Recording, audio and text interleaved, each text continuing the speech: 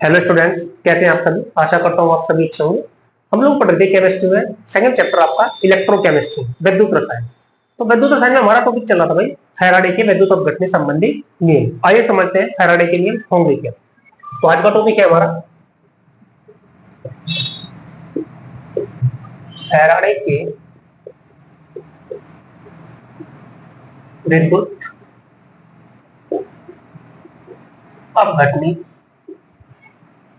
संबंधी नियम। तो नियम को समझने से पहले क्या भाई एक शब्द आया यहाँ पर, विद्युत अपघटन। विद्युत अपघटन क्या होगा वो समझो आप।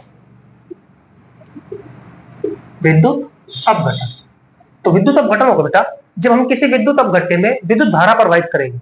जब किसी विद्युत अपघटन विद्युत धारा प्रवाहित करते हैं तो उसके इलेक्ट्रोड पर या तो इलेक्ट्रॉन मुक्त होगा यानी कि नष्ट हो जाएगा या फिर अवक्षेपित होगा।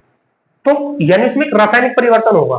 तो विद्युत अपघटन में विद्युत धारा प्रवाहित करने पर जो रासायनिक परिवर्तन होगा वो घटना कहलाएगी हमारी विद्युत अपघटन। और जिस युक्ति के दौरान विद्युत अपघटन होगा वो युक्ति कहलाएगी हमारी विद्युत अपघटनी सेल। विद्युत अपघटनी सेल। तो फैराडे ने जो अपने दो नियम दिए वो किस पर दिए, वो बेस है यानी कि वो इस पर आधारित है, वो आधारित है विद्युत अपघटनी सेल पर। अब फैराडे ने क्या दो नियम दिए समझते हैं उनको। तो सबसे पहला फैराडे का विद्युत अपघटन का प्रथम नियम। तो क्या है भाई फैराडे का विद्युत अपघटन का प्रथम नियम। फैराडे ने कहा कि अगर किसी विद्युत अपघटन में हम विद्युत धारा प्रवाहित करेंगे तो उसमें क्या होगी, उस इलेक्ट्रॉन अपघटन विद्युत अपघटन में उपस्थित इलेक्ट्रॉनों की मात्रा या तो मुक्त होगी या फिर अवक्षेपित होगी। तो फैराडे ने कहा कि जितनी इसमें विद्युत धारा प्रवाहित करेंगे वो डिपेंड उस पर करेगी कितनी मुक्त होगी और कितनी अवक्षेपित होगी। यानी सीधी सीधी सी बात है, इलेक्ट्रोडों पर मुक्त होने वाली अथवा अवक्षेपित होने वाली जो मात्रा किस पर निर्भर करेगी, वो निर्भर करेगी विद्युत धारा पर। तो आइए समझते हैं इसको। और लिख दिया यहाँ पर भाई इस नियम के अनुसार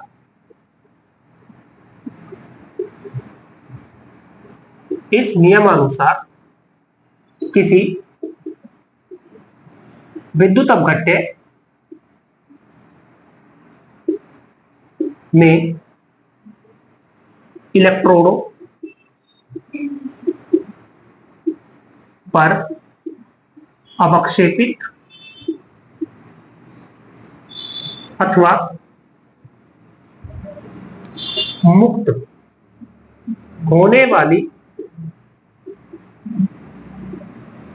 होने वाली पदार्थ की मात्रा उसमें प्रवाहित विद्युत धारा के समानुपाती होती है।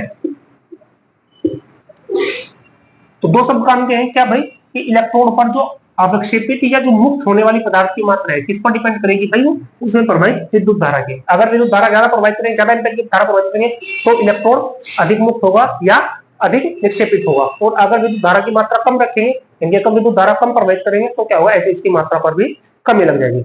यानी यहां पर हम लिख सकेंगे W प्रोपोर्शनल टू क्या, अर्थात तो ऐसा क्या प्रोपोर्शनल साइन हटाएंगे तो ऐसा क्या होगा W बराबर Z क्या, जहां W अवक्षेपित या मुक्त होने वाले पदार्थ की मात्रा किसमें भाई, ये बेटा ग्राम में। क्या आवेश की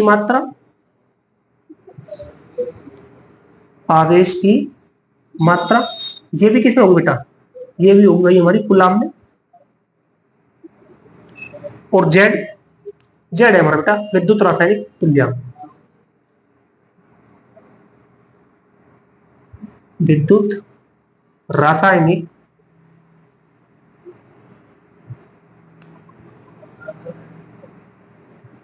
तुल्यांक, इसको मान लेंगे समीकरण नंबर 1। अब क्या भाई, एक फॉर्मूला पढ़े थे आप, क्या क्या बराबर आई इंटू टी, यानी जो आवेश होगा वो समय और विद्युत धारा का गुणनफल होगा। तो समीकरण 1 में क्या रख सकूंगा मैं, इसको साफ कर दे रहा भाई, आप चाहो तो स्क्रीनशॉट ले सकते हो जल्दी से। 1 2 3,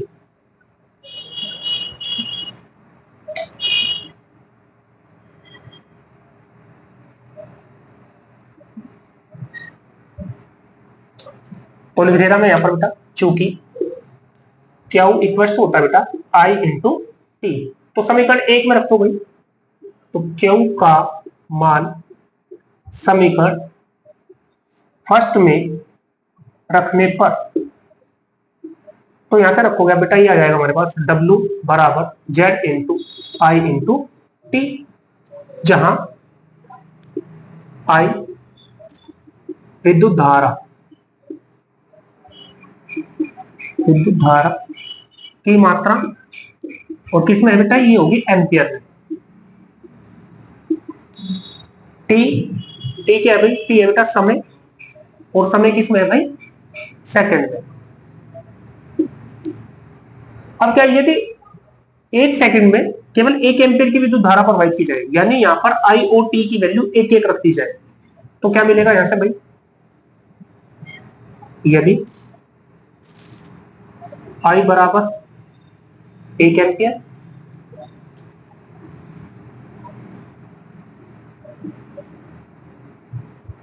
और टी बराबर 1 सेकंड हो, तो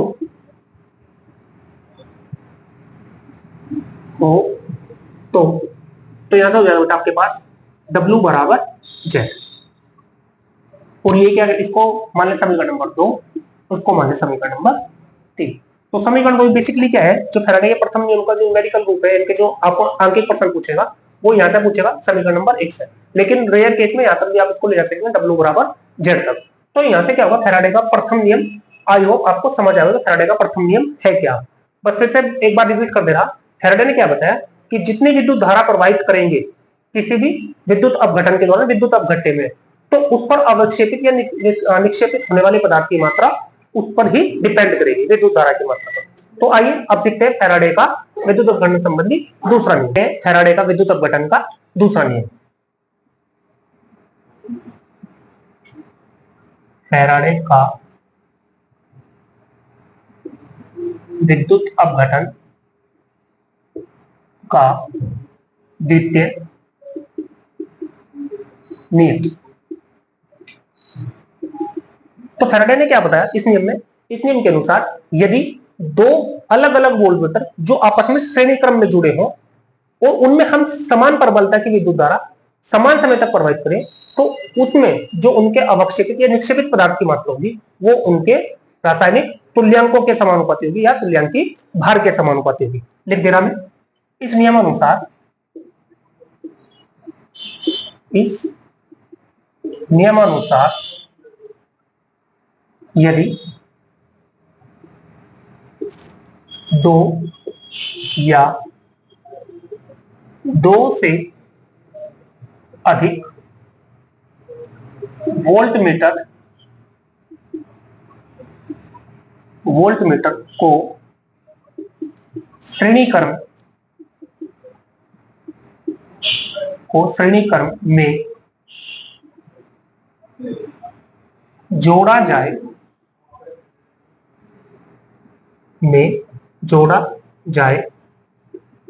तो जोड़ा जाए और उनमें समान प्रबलता की विद्युत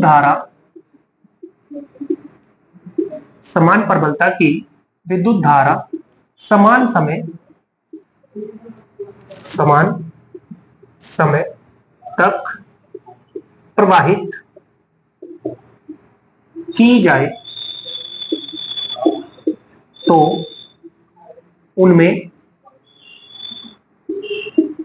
मुक्त अथवा अवक्षेपित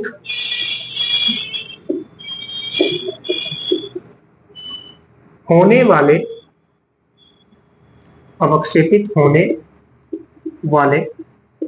पदार्थ की मात्रा उनके तुल्यांकी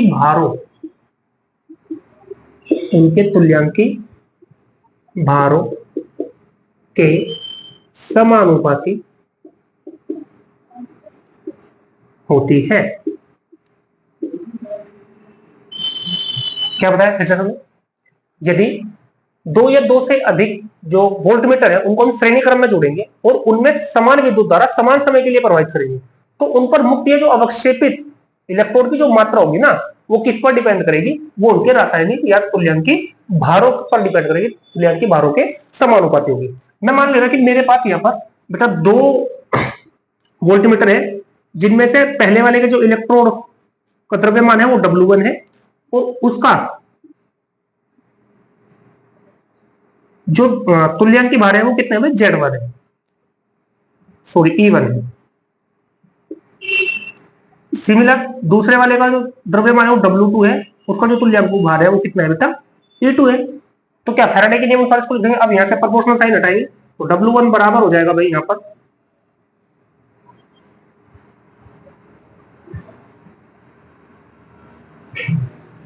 कांस्टेंट लिए बेटा यहां पर A E1 और यहां पर हो जाएगा भाई W2 बराबर A E2। इसको मान ले समीकरण नंबर 2, इसको मान लेंगे समीकरण नंबर 1। अब क्या करेंगे, समीकरण 1 को 2 से भाग कर देंगे, समीकरण equation first divide by equation number second. तो यहां से हो जाएगा बेटा W1 अपॉन W2 बराबर A E1 upon A E2। ए से ए कैंसल, तो यानी यहां से आ जाएगा हमारे पास W1 अपॉन W2 बराबर E1 अपॉन E2। यहां पे इसको मान लें समीकरण नंबर 3। तो ये अब आगे देखते हैं।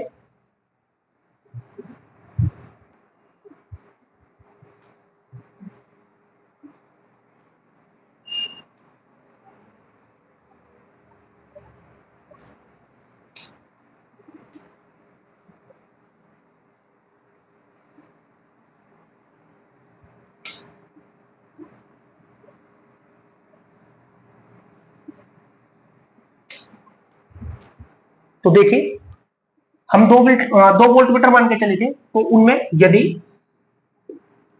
पहले वाले वोल्टमीटर का जो विद्युत रासायनिक तुल्यांक है वो Z1 है और दूसरे वाले का Z2 है। यानी Z1 क्या है भाई, पहले वोल्टमीटर या इलेक्ट्रॉन लिख तेरा, चलो बेटा पहले इलेक्ट्रॉन का विद्युत रासायनिक तुल्यांक और Z2 है क्या बेटा, दूसरे इलेक्ट्रॉन का विद्युत रासायनिक तुल्यांक। तो यहां पर क्या होगा भाई, तो W1 बराबर हो जाएगा Z1 into I into T Faraday के प्रथम नियम से, और W2 बराबर क्या हो जाएगा बेटा, ये हो जाएगा Z2 into I into T। तो W1 और W2 के ये मान कहां पर रख दें, समीकरण नंबर 3 में रख देंगे। तो W1 और W2 के मान इक्वेशन नंबर 3 में रखने पर रख दो भाई।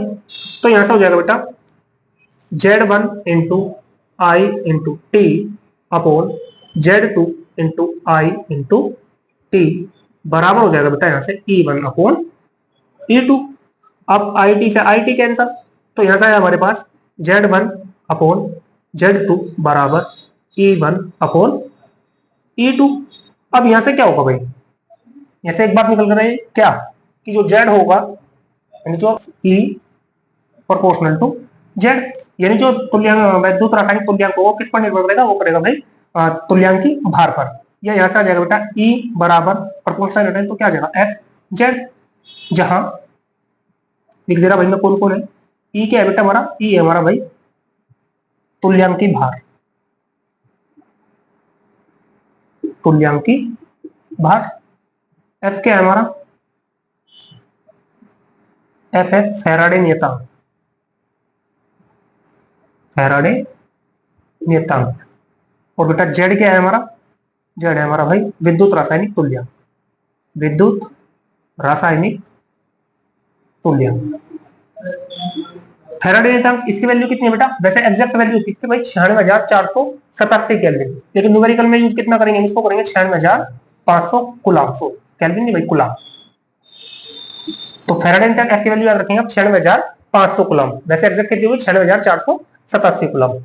तो इसको मैं और तरीके से लिख सकूंगा क्या, इसको मैं लिख सकूंगा बेटा इस तरह से भाई, जेड बराबर ई अपॉन एफ, या इधर शायद ना दिखाई दे रहा हूं, मैं ऊपर लिख दे रहा, तो यहाँ पर ये हो जाएगा हमारे पास जेड बराबर ई अपॉन एफ। तो इस तरीके से ये क्या था भाई हमारा फैराडे का दूसरा नियम था विद्युत अपघटन संबंधी।